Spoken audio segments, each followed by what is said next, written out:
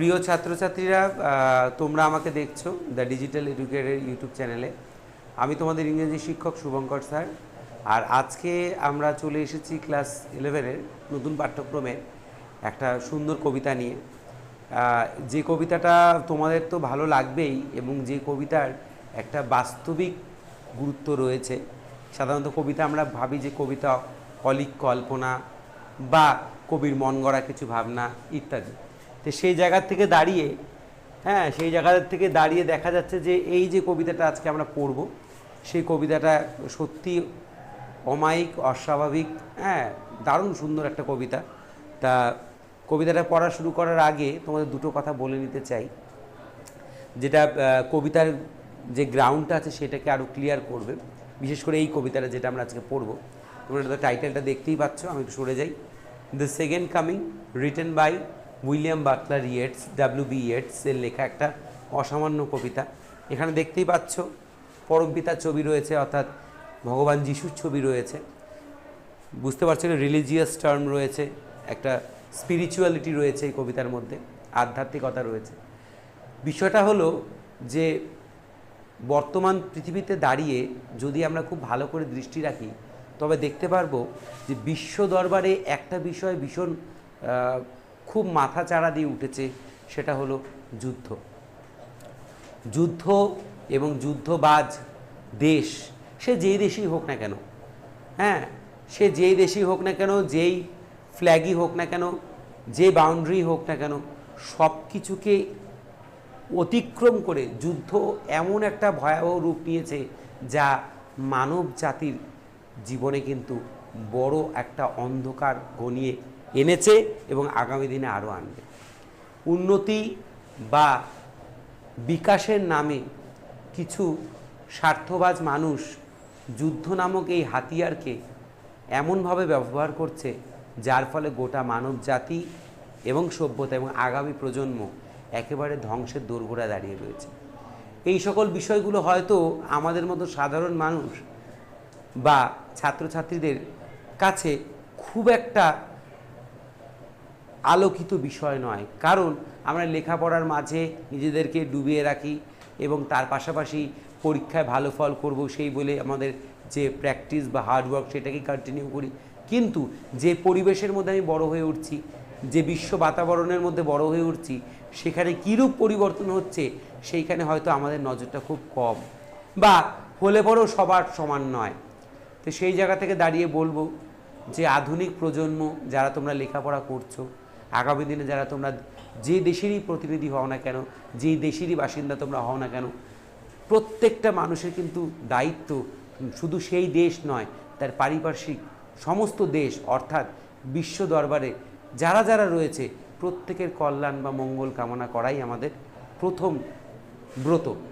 তাই সেই জায়গাটা হয়তো আমরা আগামী দিনে করতে পারবো। এই যুদ্ধ, এই হানাহানি, এই রক্তাক্ত মারামারি সবকে উপেক্ষা করে আমরা হয়তো মানব জাতি বা মানবিকতার জয়গান করে উঠতে পারবো। এটা তো ছিল আমার একটা ছোট্ট অনুরোধ তোমাদের প্রতি। এবার কবিতা সংক্রান্ত যে কথাটা আমি প্রথমে বলবো, কবিতাটা লিখেছেন W.B. ইয়েটস, তোমরা দেখতেই পাচ্ছ। আর কবিতার নাম দ্য সেকেন্ড কামিং, দ্বিতীয় আগমন। আর যেটা গুরুত্বপূর্ণ বিষয়, যেটা তোমাদেরকে খুব ভালো করে মনে রাখতে হবে, কবিতাটার কিন্তু প্রেক্ষাপট হচ্ছে প্রথম বিশ্বযুদ্ধের পরবর্তী সময় গোটা বিশ্ব জুড়ে যে রাজনৈতিক এবং সামাজিক অচলাবস্থার সৃষ্টি হয়েছিল তার উপর ভিত্তি করেই এই কবিতাটি লেখা। রাজনৈতিক এবং সামাজিক যে অচলাবস্থার সৃষ্টি হয়েছিল তার উপর ভিত্তি করে কবিতাটি লেখা। মনে রেখো, যুদ্ধের পর যেমন কেউ হাসে তেমন কেউ কাঁদে, কিন্তু ক্ষতিটা কিন্তু যে হাসে বা কাঁদে উভয়েরই, কারণ মানব জাতির ক্ষতি হয় যুদ্ধে। যাক, সেই যুদ্ধকে কিভাবে ব্যাখ্যা করেছেন, কি করে মানুষ তার সৃষ্টিকর্তার থেকে দূরে চলে যাচ্ছে, কিভাবে ধ্বংসের পথে সে নিজেকে নিমজ্জিত করেছে, তার সব কিছুই আমরা আজকে দেখে নেব। তাহলে কবিতার নাম হচ্ছে দ্য সেকেন্ড কামিং, লিখেছেন উইলিয়াম বাটলার ইয়েটস। এবার আমরা একটু পড়ে নিই কবি পরিচিতিটা।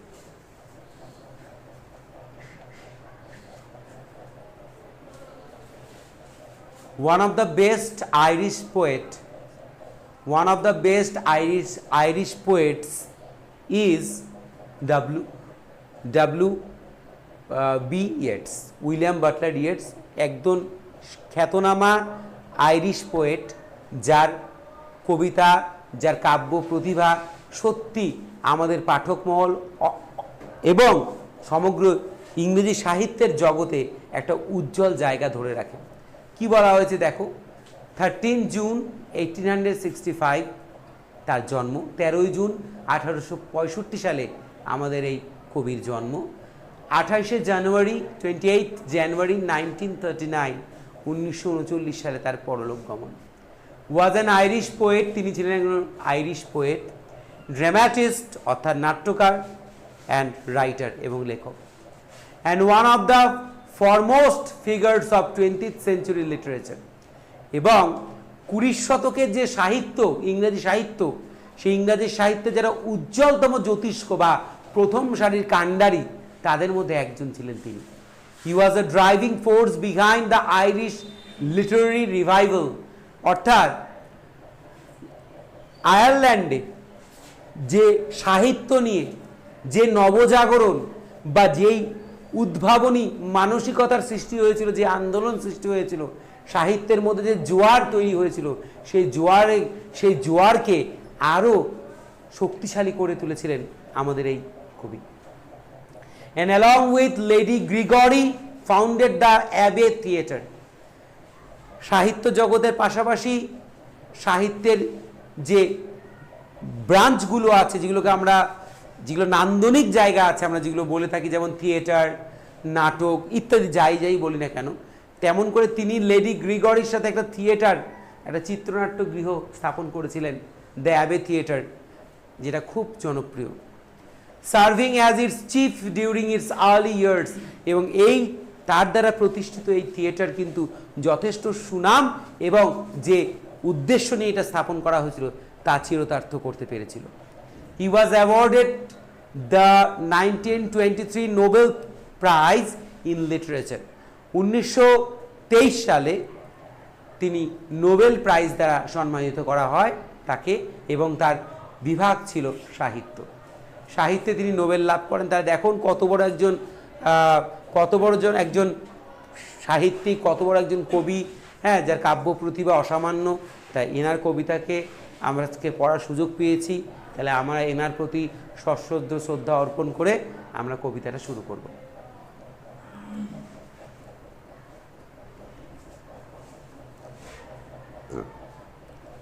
কবিতাটা পড়ার আগে একটা আউটলাইন তোমাদের জন্য দেওয়া হয়েছে, যে আউটলাইনটা তোমাদের হেল্প করবে এই গোটা কবিতার যে বিষয়বস্তুটাকে ক্র্যাক করতে বা সেটাকে বুঝে উঠতে। এখানে একটা ছবি দেওয়া আছে, দেখো এখানে একটা ছবি দেওয়া আছে, ভগবান যিশু বসে আছেন, তার পদযুগল অর্থাৎ তার দুটো পা, দেখো বিশ্ব যে পৃথিবীর যে গ্লোব বা গোটা যে বিশ্ব ব্রহ্মাণ্ড তার উপরে পাটা রয়েছে, তার ভক্তরা ডিসিপলসরা সবাই রয়েছে আশেপাশে, হ্যাঁ, কেউ গান বাজাচ্ছে, কেউ উঠছে, হ্যাঁ, কেউ কথা বলছে, সবাই তাকে দেখছে। এই পিকচারটা হচ্ছে তার দ্বিতীয় আগমনের, অর্থাৎ ভগবান যিশু যখন তার রক্তমাংসের গড়া শরীরকে ত্যাগ করে ক্রুসিফাইড হওয়ার পর যখন তিনি চলে গেলেন, তারপরে তিনি কথা দিয়েছিলেন যে আমি আবার ফিরে আসব। কারণ তিনি জানতেন যে সমাজ বা যে দেশ বা যে মুহূর্ত তিনি থাকবেন না, যে সমাজে যে মুহূর্তে যে বিশেষ সময় তিনি থাকবেন না, তখনই পাপ অন্যায় মাথাচাড়া দিয়ে উঠবে। তার উপস্থিতি সমগ্র বিশ্বে ধর্ম স্থাপনের পাশাপাশি সবথেকে বড় যেটা গুরুত্বপূর্ণ কাজ করেছিল, মানবিকতা এবং মানসিকতা এবং একটা মানুষের মানবিকতার জাগরণ ইত্যাদি বিষয়গুলো তিনি মানুষকে শিখিয়েছিলেন। ধর্ম মানে বসে পুজো করা নয়, ধর্ম মানে কোনো নির্দিষ্ট মূর্তির সামনে গিয়ে মনের ইচ্ছা প্রকাশ করা নয়, ধর্ম মানে জীবনে চলার পথ, ধর্ম মানে শৃঙ্খলা, ধর্ম মানে আইন। সে আইন শুধু কোনো লিখিত আইন নয়, এই আইন মানুষকে ভালোবাসার, মানুষের দুঃখ ভাগ করে নেওয়ার, অন্যায় না করার এবং পরধর্মকে ভালোবাসার যে আইন, তাকেই আমরা ধর্ম বলি। তাহলে সেই ধর্মের বাণী তিনি সবাইকে দিয়েছেন। কি বলা হয়েছে দেখো কবিতার আউটলাইনে, the cycle of the forces History is in constant motion. The cycle of the forces, history is in the constant motion. ইতিহাস পর্যালোচনা করে দেখা যায় যুগ যুগান্তর ধরে বিভিন্ন জাতি এক জাতি আরেক জাতির উপর আক্রমণ করেছে, নৃশংস হত্যালীলা চালিয়েছে, কিন্তু কালের প্রভাবে কেউই টিকে থাকতে পারেনি। কালের প্রভাবে কেউই টিকতে পারেনি। তাই ইতিহাস সদা পরিবর্তনশীল, সদা চঞ্চল, সদা গতিশীল। এ কথা সত্যি। আমরা বিশ্বের যে কোনো দেশের ইতিহাস পর্যালোচনা করে দেখতে পারি যে দুর্ধর্ষ জাতিরা বিভিন্ন সময় বিভিন্ন কারণে নিজেদের স্বার্থ চিরতার্থ করার জন্য আরেকটা দেশের উপর ঝাঁপিয়ে পড়েছে। রক্তলীলার যে খেলা, তারা সেই খেলা খেলেছে এবং বারংবার মানব জাতিকে মাথা নিচু করে ভূপাতিত হতে দেখেছি আমরা। কিন্তু তারা কেউই অমর হয়ে থাকতে পারেনি। সময় তাদেরকে কালচক্রে গ্রাস করেছে। The age of faith is over. যে সময় মানব জাতি একটা মানুষ আরেকটা মানুষকে, বা একদল মানুষ আরেকটা মানুষের জীবনে আশা আকাঙ্ক্ষা স্বপ্ন ভালোবাসা সব লুণ্ঠন করতে চলে আসে, তখন সব থেকে প্রথমে যেটা হারায় মানুষ বা সেই যুগ, সে হচ্ছে বিশ্বাস। সেই বিশ্বাসের যুগটা আর নেই, সেটা হারিয়ে গেছে। যিশুর মৃত্যুর পর সেই যে বিশ্বাস, সেই যে স্নেহ ভালোবাসা ট্রাস্ট যাই বলো না কেন, তা ওভার হয়ে গেছে, চলে গেছে। ম্যান কিলস ওয়ান অ্যানাদার, যেটা এখনই বললাম, মানুষ রক্ত পিপাসু হয়ে উঠেছে। যে মানুষ স্বয়ং ঈশ্বরের কল্পনায় কল্পিত, তারই আঙ্গায়িত বা তারই আঙ্গিকে রচিত, সে মানুষ কিন্তু আর মানুষের ভালোবাসা, তার স্নেহ, তার শান্তি রক্ষার্থে আর নেই। সে এক মানুষ হয়ে, এক সৃষ্টিকর্তার সৃষ্টি হয়ে তারই সৃষ্টিকে ধ্বংস করার জন্য উদ্যত হয়েছে। He refuses to listen to God. পরমপিতার সন্তান যারা, অর্থাৎ আমরা এক সময় পাপে বশীভূত হয়ে আর পিতার কথা শুনতে চাচ্ছি না। অর্থাৎ now we are not a obedient boy, we are disobedient now. এখন আমরা অবাধ্য। ঈশ্বর পিতা কাউকেই আমরা আর কোনো তোয়াক্কা করছি না। আমরা নিজের খেয়ালে মত্ত, নিজের স্বাধীনতা প্রকাশের জন্য মত্ত। or his conscience, এবং যেটা own conscience, যেটা আমাদের কিন্তু একটা নিজস্ব চিন্তা ভাবনা, ঈশ্বর অত্যন্ত চিন্তিত। আর আমাদের চিন্তা কি, যে কাকে জয় করব, কাকে পরাজিত করব, কাকে ঠেলে দিয়ে এগিয়ে যাব, কখন নিজের জীবনের ইচ্ছাটাকে নিজের মতো করে পূরণ করব, তাতে যাই হোক বা যারই হোক আমার কিচ্ছু যায় আসে না।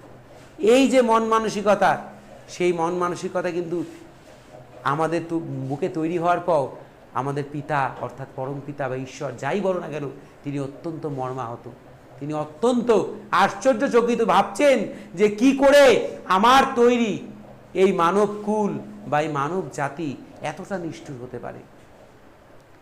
A total disorder sets in, একটা নৈরাজ্য, একটা অচল অবস্থা, একটা যাচ্ছে তাই পরিস্থিতি যাত্রা শুরু হয়েছে। Center loses its power to control things, কেন্দ্র ক্ষমতা শূন্য হয়ে পড়েছে, সবকিছু যেন নিয়ন্ত্রণহীন, সবকিছু যেন আওতার বাইরে। একটা নাগরদোলা যখন ঘোরে গোল গোল করে, সেখানে বসে থাকা সকল যাত্রীরা যারা সেটাকে উপভোগ করে, সে প্রত্যেকটা চেম্বার, প্রত্যেকটা চেয়ার কিন্তু সেন্টারাইজড করা থাকে, কেন্দ্রে থাকে একটা বড় একটা চক্রের দ্বারা। আজকে সেই চক্রটা থেকে যদি প্রিন্টটা খুলে নেওয়া যায়, সেই আধারটা যদি বের করে নেওয়া যায়, তবে কিন্তু নিমিষের মধ্যেই সেই বিশাল যে নাগরদোলাটি আছে সেটা ভেঙে বিক্ষিপ্ত হয়ে ছুটে পড়বে এবং মানুষ রক্তাক্ত অবস্থায় মৃত্যুগ্রহণ করবে। ঠিক তাই হয়েছে। ঈশ্বর যে শক্তি দ্বারা চালিত, ঈশ্বরের শক্তি দ্বারা চালিত যে কেন্দ্র চক্র, সেটা নিয়ন্ত্রণহীন হয়ে পড়েছে, যার জন্যই মানুষ নিয়ন্ত্রণহীন হয়ে পড়েছে। অ্যানার্চি রানস র্যাম্পেন্ট, নৈরাজ্য চলছে ইচ্ছে মতন, যাচ্ছে তাই, একদম নির্বিকারে। যতই দেখা যায় ততই দেখা যাচ্ছে যে নৈরাজ্য, অচল অবস্থা, অন্যায়, অবিচার প্রচণ্ড পরিমাণে বেড়ে গেছে, মাথা চাড়া দিয়ে উঠেছে। Innocence and sanity are drown. সরলতা, অজ্ঞতা এবং যে মানসিক শান্তি, সদ্বিচার করার যে ক্ষমতা, তা নিমজ্জিত হয়েছে, পাপের অন্ধকারে নিমজ্জিত হয়েছে। The best man lose faith. সবচেয়ে যে ভালো মানুষ সে তার বিশ্বাস হারিয়েছে। The best man indicate, the word indicates God. God does not have any words বা any believe on its creation, on his creation. তার সৃষ্টির উপরে ভগবানের আর বিশ্বাস নেই। মানুষকে ঈশ্বর আর বিশ্বাস করতে পারছে না। তার সন্তানের আচরণ, তার চলার ধরন, জীবনের প্রতি তার তৈরি নতুন সংজ্ঞা ভগবানকে ব্যথিত করেছে। The worst dominate the stage. সব থেকে যে জঘন্য জিনিসটা, সেটাই এখন রাজত্ব করে বেড়াচ্ছে এই জীবন মঞ্চে। এই জীবনের মঞ্চে সব থেকে যে জঘন্য জিনিসটা, সেটাই রাজত্ব করে বেড়াচ্ছে। They celebrate the feast of violence. এখন উৎসব হয়, কিন্তু সেই উৎসব শান্তির নয়, উন্মাদনার, নৈরাজ্যের। এখনের শান্তি উৎসব শুধুমাত্র যুদ্ধ, শুধুমাত্র ক্ষয়, কে কাকে পরাজিত করতে পারলো, শুধু সেই আনন্দ। The situation claims the rebirth of a benevolent being. আবার সময় এসেছে যখন সেই সময় বারবার করে চিৎকার করে বলছে, হে প্রভু তুমি ফিরে এসো, হে প্রভু তুমি ফিরে এসো। হ্যাঁ, এই মানব জগৎ, এই মানব জীবন আজ তোমার মুখাপেক্ষী, তোমার আদর্শে আদর্শায়িত হতে চায়, কারণ যা তুমি শিখিয়েছিলে তা সব ভুলে গেছে সবাই, কবি বলছে। But the poet has no hope left. কিন্তু কবির পাশাপাশি এই বিশ্বাসও আছে যে তিনি আর হয়তো ফিরবেন না, তিনি আর ফিরবেন না। কারণ এত ব্যথা, এত কষ্ট, এত যন্ত্রণা আমরা তাকে দিয়েছি, তিনি এতটা কষ্ট পেয়েছেন, তিনি মুখ ফিরিয়ে নিয়েছেন, যার জন্য আমাদের বিনাশ, আমাদের বিলুপ্তি অনিবার্য। He predicts the birth of a malevolent, it means ওটা ছিল benevolent, এটা হচ্ছে malevolent, অর্থাৎ দৈত্য বা অসৎ ব্যক্তি। দৈত্য বা অসৎ ব্যক্তি, দুরাচারী তার জন্ম হবে, সেটা তিনি ভবিষ্যৎবাণী করেছেন, প্রেডিক্ট করেছেন, আগের থেকে নিশ্চিত করেছেন যে হ্যাঁ, এক দুরাচারীর জন্ম হবে, সমস্ত মানব জাতির ধ্বংসকর্তার জন্ম হবে, সে পাপময়ী চেহারার জন্ম হবে, যার সৃষ্টিকর্তা স্বয়ং ঈশ্বরের পুত্র মানব বা একটা মানুষ, সেই এই ধ্বংসকর্তার সৃষ্টিকর্তা। The devil is creeping inside. এই যে শয়তান, সে কিন্তু আর কোথাও নেই, আমাদের অন্তরে আছে, এবং ধীরে ধীরে ধীরে ধীরে সে হামাগুড়ি দিয়ে আমাদের হৃদয়ের মধ্যে থাকা পরমপিতার যে ছবিটা, সেটাকে অন্ধকারে ঠেলে দিচ্ছে, সেটা ঝাপসা করে দিচ্ছে, সেইখানে সে তার প্রতিমূর্তি তৈরি করছে। অর্থাৎ কালক্রমে আমরা নিষ্পাপ থেকে পাপী হয়ে উঠছি, নিষ্পাপ থেকে আমরা পাপী হয়ে উঠছি। ঠিক আছে, নিষ্পাপ থেকে আমরা পাপী হয়ে উঠছি। It has a Lions body and a man's head. যার রয়েছে সিংহের দেহ এবং মানব মস্তিষ্ক বা মুখটা মানবের। সে হচ্ছে এমন এক দৈত্য যে চুপিসারে আমাদের মধ্যেই জন্ম নিয়েছে এবং কালক্রমে সে চলেছে তার উদ্দেশ্য চিরতার্থ করার জন্য, অর্থাৎ আমাদের ধ্বংস করার জন্য। He is coming to rule the world. সে এসেছে এই জগৎকে শাসন করবে বলে, পাপ এই জগৎকে শাসন করবে বলে তার আবির্ভাব ঘটিয়েছে।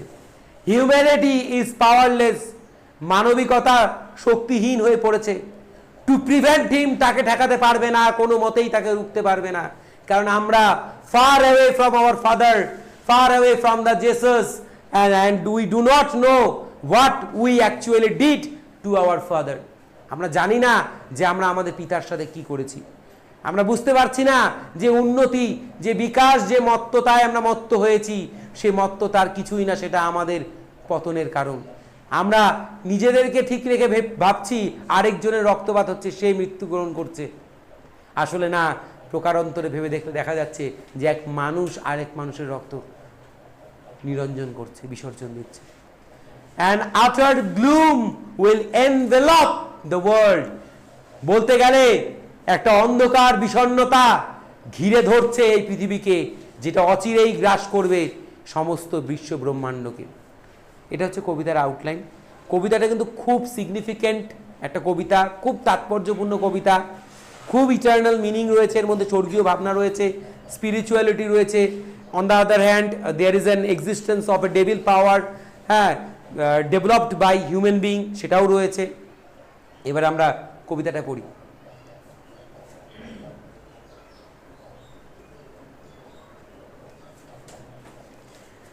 Turning and turning in the widening gyre, ঘুরছে ক্রমে ক্রমে ঘুরছে একটা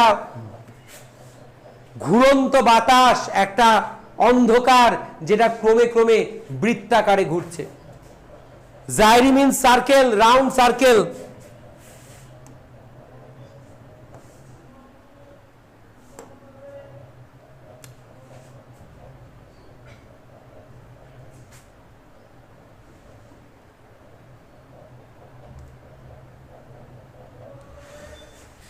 Turning and turning, turning and turning, turning and turning, গোল গোল করে ঘুরছে। ইন দ্য ওয়াইডেনিং জাইরি, অর্থাৎ একটা যাকে আমরা বাওয়ান্ডার বলি, এরকম করে পাপ ক্রমে ক্রমে ঘুরছে। পাপের উৎপত্তি হচ্ছে ধীরে ধীরে, পাপ বৃত্তাকারে, সার্কেল ওয়াইজ, চক্রাকারে সে ধীরে ধীরে ঘুরছে এবং বড় হচ্ছে, চওড়া হচ্ছে। ওয়াইডেনিং জাইরি, পাপের জন্ম হয়েছে, সে পাপ বৃত্তাকারে ঘুরছে, পাপের সেই ঘূর্ণিঝড় তৈরি হয়েছে, সে বৃত্তাকারে ঘুরছে, আর ক্রমে ক্রমে ক্রমে ক্রমে সে প্রসারিত হচ্ছে। The falcon cannot hear the falconer, সৃষ্টির সৃষ্টিকর্তা কথা শুনতে পারছে না তার সৃষ্টি। দ্য ফ্যালকন, এটা বোঝায় মানব জাতিকে। ক্যানট হিয়ার, পারছে না শুনতে। The ফ্যালকনার, it means god, it means Jesus, ভগবান যিশুকে বা পরম পিতাকে, যিনি গোটা মানব কুলের সৃষ্টিকর্তা। This picture is from Eden, এটা কিন্তু স্বর্গের ছবি। There are the angels flying in the clouds, মেঘের মাঝখানে কিন্তু উড়ছে এই যে দৈবদূতরা। And we are the children, look at the picture, they are here to help us to know the knowledge, to give the prosperity, but we do not respect them. We are under the deep impact of sincerity, deep impact of sin, cruelty, etc. আমরা কিন্তু এই দেখো স্বর্গের থেকে নেমে এসেছে দৈবদূত, তাদের সৃষ্টি, অর্থাৎ আমরা যারা ঈশ্বরের সব থেকে প্রিয় তার সন্তান, তাদেরকে দেখার জন্য দৈবদূতরা নেমে এসেছে। কিন্তু আমরা অচিরেই সেই দৈবদূতদেরকে অস্বীকার করেছি, অস্বীকার করে আমরা পাপে নিমজ্জিত হয়েছি। আমরা অন্যভাবে সুখ খোঁজার চেষ্টা করেছি, আমরা পিতামাতার ভালোবাসাকে ধরে রাখতে পারিনি। তাই আজকে যে পরিস্থিতি সেটা হাহাকারময়। আমরা ডাকছি, হে প্রভু তুমি আবার ফিরে এসো। ঠিক আছে, এই অন্যায় তোমার বিরুদ্ধে যেটা করেছি আমরা অচিরে করেছি, কিন্তু এখন বুঝতে পারছি যে এর থেকে আর পরিত্রাণ নেই। তুমি আমাদের পরিত্রাতা, রিডিমশার, আমাদের কাছে ফিরে আসো। থিংস ফল অ্যাপার্ট, সবকিছু বিক্ষিপ্ত হয়ে ছড়িয়ে পড়ছে। দ্য সেন্টার ক্যানট হোল্ড, কেন্দ্র আর ধরে রাখতে পারছে না। যেটা একটু আগে আমি তোমাদের Mary go round, it means নাগরদোলা দিয়ে বোঝালাম, যে একটা চক্রাকার বৃত্ত যার কেন্দ্রস্থলে থাকা শক্তিটা হলো ঈশ্বর।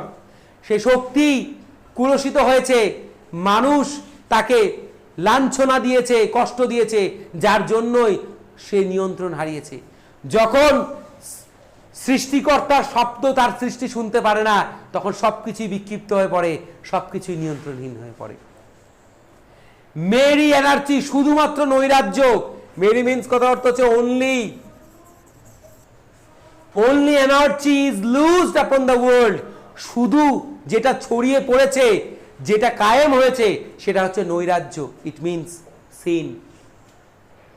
সিনিস্টার, যারা পাপ করে তাদের প্রতিপত্তি বৃদ্ধি পেয়েছে। আমরা সিনার হয়ে উঠেছি, আমরা পাপী হয়ে উঠেছি। Now the light that shows the life is gloomy now, যে আলো আমাদেরকে জীবনের পথ দেখায় সে আলো আজ অন্ধকার লিপ্ত, সে আলো আজ অন্ধকারময়। আমরা আর আলোর সন্ধান পাচ্ছি না, আর আমরা প্রভুর সন্ধান পাচ্ছি না। দ্য ব্লাড ডিম টাইড ইজ লুজড, রক্তের ঢেউ, রক্তের জোয়ার চতুর্দিকে উঠেছে এবং ছড়িয়ে পড়ছে। অর্থাৎ মানব জাতির ক্ষয় শুরু হয়েছে, সে শুধুমাত্র কোনো একটা দেশ বা সীমানায় সীমাবদ্ধ নয়, গোটা বিশ্ব জুড়ে সেটা চলছে। এই রক্তক্ষয়ী যে ঝড়, এই রক্তক্ষয়ী যে বন্যা, তার মধ্যে উঠে থাকা সে জোয়ার, সেটা খুলে গেছে। অর্থাৎ চতুর্দিকে রক্তাক্ত, এন্ড এভরিওয়্যার, প্রত্যেকটা জায়গায় আমরা দেখতে পাবো। বিশ্বের বর্তমানে ছবি দেখো, এমন কোনো দেশ নেই যেখানে হিংসার ছাপ নেই, এমন কোনো দেশ নেই যেখানে টেরোরিজম নেই, এমন কোনো দেশ নেই যেখানে একটা মা তার ছেলেকে হারিয়েছে, এক শিশু তার বাবাকে হারিয়েছে, একজন স্ত্রী তার স্বামীকে হারিয়েছে এবং তারা কান্নায় কান্নারত। এমন কোনো দৃশ্য নেই। সব জায়গায় শুধু বোমা বারুদের গন্ধ, সবটা জায়গায়। The ceremony of innocence is drawn, সততা, কোমলতা, অজ্ঞতা বা ভালো মানসিকতা, যেটা মানুষের সব থেকে বড় পরিচয়। ঈশ্বরের মুখে দেখো, there is no guilty, there is no treacherous mood. Similarly আমাদের মধ্যেও সেটা ছিল, আমাদের হাসির মধ্যেও ঈশ্বরের সেই হাসির প্রতিফলন দেখা যেত, কিন্তু না, আর তা নেই। সেই সততা, সেই কোমলতা, সেই অজ্ঞতা, যেটাকে আমরা ভালো মানসিকতা বলি, সেটা নিমজ্জিত হয়েছে, সেটা ডুবে মরেছে পাপের অন্ধকারে। কারা ডুবিয়েছে? আমরা ডুবিয়েছি। The best lack all conviction while the worst are full of passionate intensity. যে ভালো, সে তার ধারণার অভাব ঘটেছে, সে আর কিছু ঠিক করতে পারছে না যে কি করা যায়। অন্যদিকে যে পাপী, যে দুর্জন, সে শক্তিশালী হয়ে উঠেছে, সে আরো বেশি আগ্রহ হয়ে উঠেছে। তার যে পাপ, যে জঘন্যতা, সেগুলোকে যেন সে আরো পরিমাণে বৃদ্ধি করতে পারে। অর্থাৎ পাপ কালক্রমে বেড়ে উঠেছে, পাপ কালক্রমে বেড়ে উঠেছে। অন্যদিকে সততা, ধর্ম, যাই বলো না কেন, তা যেন দিনকে দিন তাদের ধারণা বেস্টনেস হারিয়ে যাচ্ছে। অর্থাৎ আমরা দেখেছি সুজনকে দুর্জন হতে, আমরা দেখেছি ধর্মকে পাপের সামনে মাথা নত করতে, আমরা দেখেছি সত্যকে অসত্যের হাত ধরতে, তার আলোয় আলোকিত হতে। এখন সৌন্দর্য, সত্য সব যেন উধাও, সবটাই যেন উধাও, কোথাও কিচ্ছু নেই।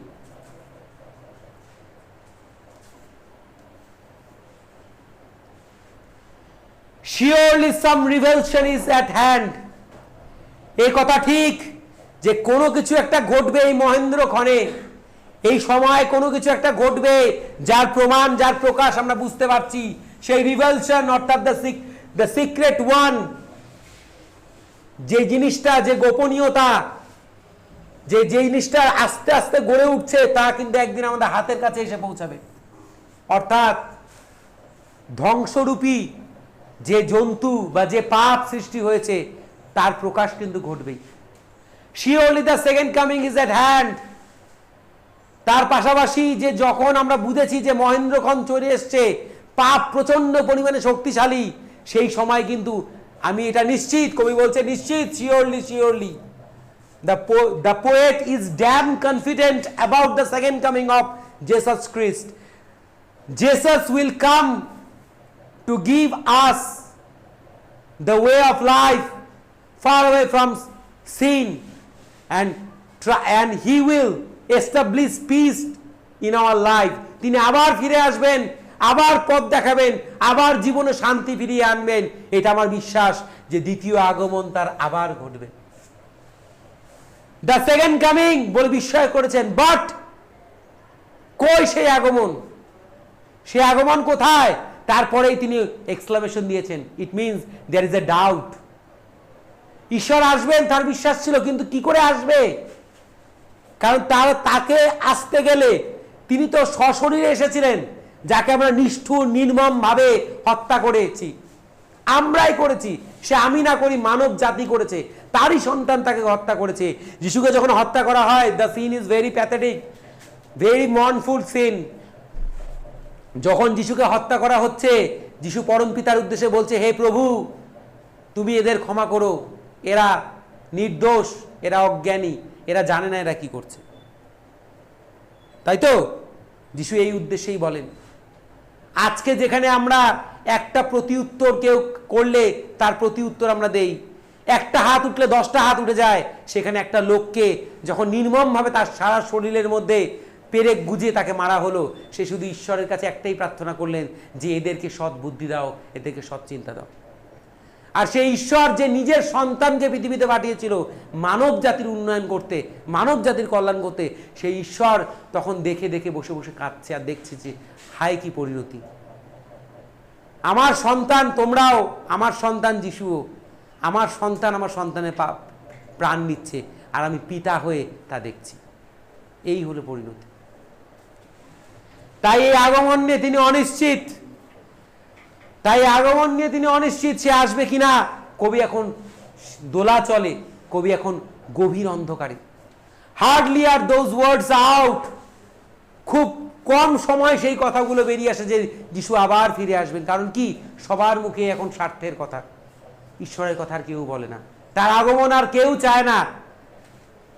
হ্যাঁ, পাপের তাড়নায়, অসত্যের জয়ে সবকিছু যেন হারিয়ে যাচ্ছে, সবকিছু যেন মিলিয়ে যাচ্ছে। When a vast image out of spiritus mundi, তখনই একটা বৃহৎ ছবি তৈরি হয়, তখনই একটা বৃহৎ ছবি তৈরি হয় এক দৈত্যের। স্পিরিচুয়াস মুন্ডি, এটা অ্যাকচুয়ালি আমরা মিশরের সভ্যতা দেখলে দেখতে পাবো যে পিরামিডগুলোর উপরে একটা বাঘের মতন মুখ আলা লোক থাকতো, ঠিক আছে। সাধারণত এটা যেটা বলা হয় সেটা হচ্ছে পাপের প্রতিমূর্তি। কিসের প্রতিমূর্তি? পাপের, মানে ওটার মতন দেখতে, পাপের প্রতিমূর্তি, তার ছবি তৈরি হয়েছে, মানে কি, পাপের জন্ম হয়েছে। তাই মানুষ, যে মানুষ এই ঈশ্বরের রূপ, এই ঈশ্বরের কায়া কৌশলের রূপকার, দেখো যিশুতে ছিল তার যে ছবি আঁকা হয়েছে এটা মানুষই এঁকেছে, কিন্তু সেই মানুষই এখন এই ছবি উঠিয়ে দিয়ে এখানে কার ছবি আঁকছে? পাপের ছবি আঁকছে। ক্রমে ক্রমে এই ছবি কার হয়ে উঠেছে? পাপের হয়ে উঠেছে, ঠিক আছে। সেই মানুষই, যে মানুষ ঈশ্বরকে কল্পনা করেছিল তার মনে, সেই মানুষই এখন পাপকে কল্পনা করছে আর জন্ম নিয়েছে সেই পাপের ছবি, অর্থাৎ সেই দৃশ্য বা সেই কায়া তার জন্ম হয়েছে। ট্রাভেলস মাই সাইট, সমস্যা দেখা যাচ্ছে চতুর্দিকে। Somewhere in the sands of the desert, মরুভূমির কোনো একখানে, শেপ উইথ লায়ন বডি, দেখা যাচ্ছে এক প্রতিমূর্তি, পাপের জন্ম হয়েছে। সে পাপের চেহারাটা আমাকে কেমন বলেছে? শেপ উইথ লায়ন বডি, একটা দেহ, একটা কায়া, একটা তনুর সৃষ্টি হয়েছে, যার দেহটা হচ্ছে বাঘের, and the head of a man, যার মাথাটা হচ্ছে মানুষের। অ্যাপোক্লিপস অর্থাৎ ধ্বংসকারী, এটাকে তোমরা বলতে পারো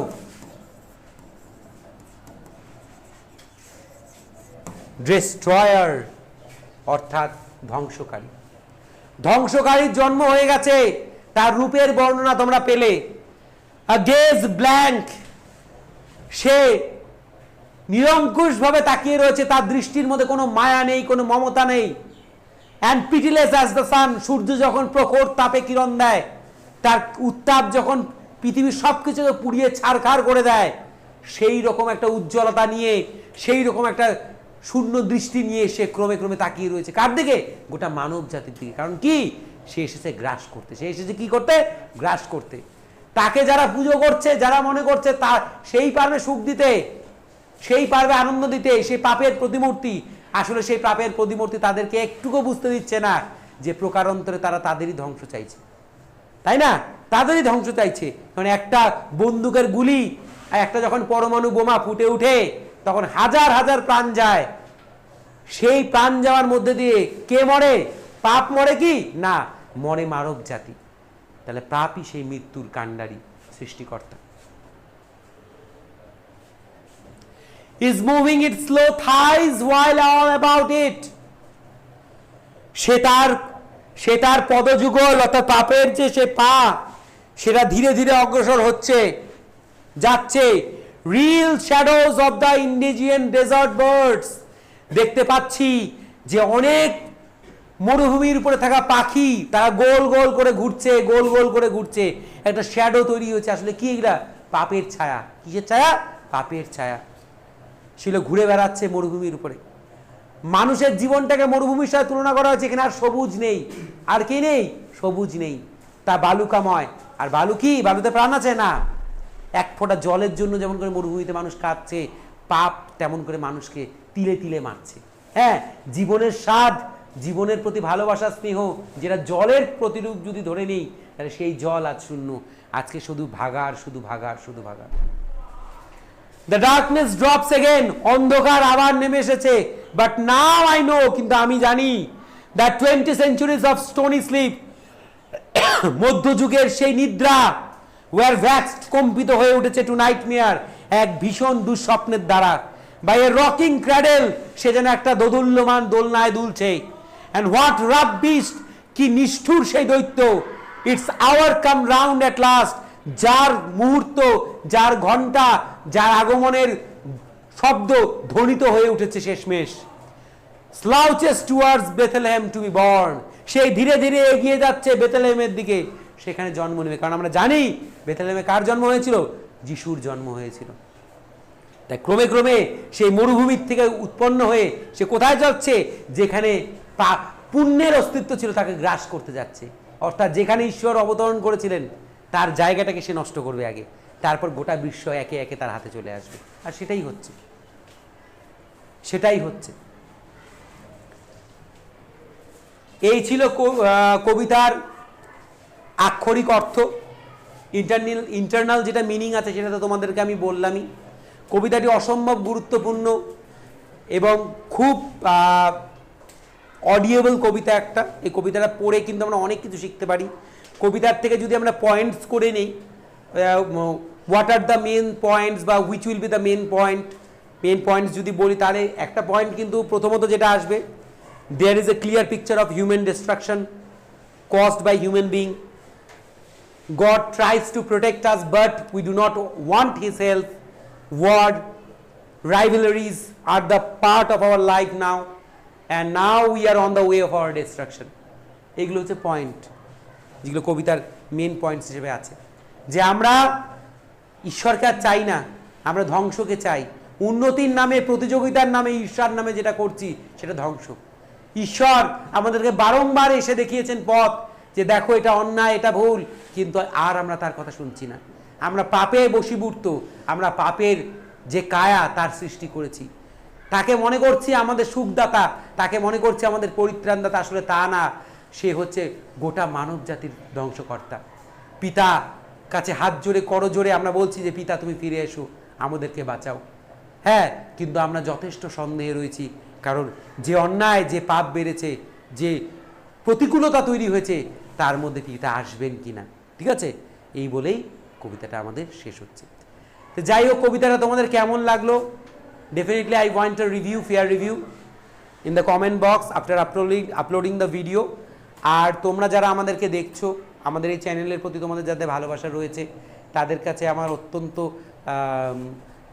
কৃতজ্ঞতা, শ্রদ্ধা জ্ঞাপন যে তোমরা আমাদেরকে এইভাবে ভালোবাসা দিচ্ছ, আস্তে আস্তে আমাদের পরিবারটাকে বড় করে তুলছো। এই পরিবারের দায় দায়িত্ব, ভার সবই তোমাদের হাতে। তোমরা প্রত্যেকটা কন্টেন্ট ভালো করে দেখো, কোথায় কি সমস্যা আমাকে জানাও। আর একটা কথা মনে রাখবো যে জীবনের কিন্তু আমরা একটা বড় জায়গায় চলে এসেছি, উচ্চ মাধ্যমিক জীবনে একটা বড় টার্গেট। হ্যাঁ, the place where you have to prove yourself as a best one, সেটা কিন্তু তোমাদের করতেই হবে, সেই কথাই বলছি। আর প্রতিদিন যেটা বলি, little promotion for our self, সেটা হচ্ছে যে আমাদের চ্যানেলটাকে ভালোবাসো, একে লাইক করো, সাবস্ক্রাইব করো। যারা এখনও তোমাদের বন্ধুবান্ধব যারা এখানে যুক্ত হতে পারেনি, তাদেরকে একটু চেষ্টা করে যুক্ত করিয়ে দাও। কারণ সবার কল্যাণ কামনা, সবার ভালো কামনা করলেই আমরা জীবনে এগিয়ে যেতে পারবো। যিশুও তাই বলেন। ঠিক আছে, এই কথা বলেই আজকের ক্লাসটা শেষ করছি। কেমন লাগলো জানাবে, সঙ্গে থেকো।